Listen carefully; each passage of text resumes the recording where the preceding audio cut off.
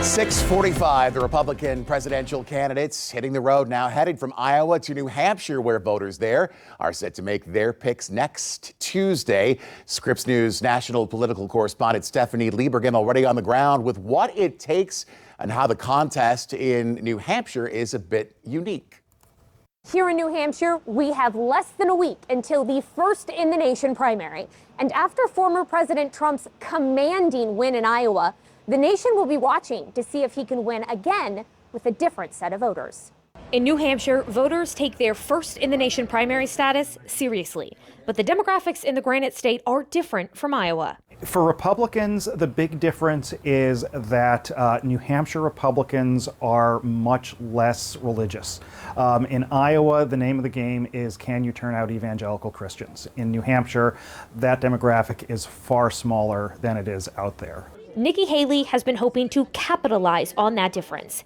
Even before Monday's caucuses in Iowa, she's been campaigning heavily all across New Hampshire. And for the past few weeks, she's been closing that polling gap with Trump. She's also made a really strong play for what's left of the Republican establishment in this state. The folks who were much more likely to vote for a John McCain or a Mitt Romney than a Donald Trump. And as the field's gotten smaller, she's really been the last candidate standing who can appeal to those sorts of folks. While Florida Governor Ron DeSantis had the endorsement of Iowa Governor Kim Reynolds, Haley got the endorsement from New Hampshire Governor Chris Sununu. She's surging. She's the only one with momentum, the only one, when you talk about poll numbers moving, she's the only one across America anyone's talking about right now because folks are galvanizing around that, which was always the goal. Trump easily won Iowa with over 50% of the vote.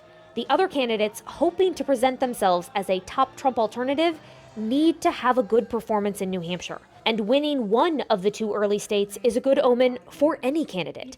In the last 50 years, no Republican has gone on to win the party's nomination without winning either Iowa or New Hampshire. Democrats are also voting in next week's primary. But because New Hampshire is breaking with the DNC's new primary calendar, President Biden will not be on the ballot. Instead, Democrats have been mounting a write-in effort in the hopes of still giving the president a win next week. Stephanie Liebergen, Scripps News, Manchester, New Hampshire.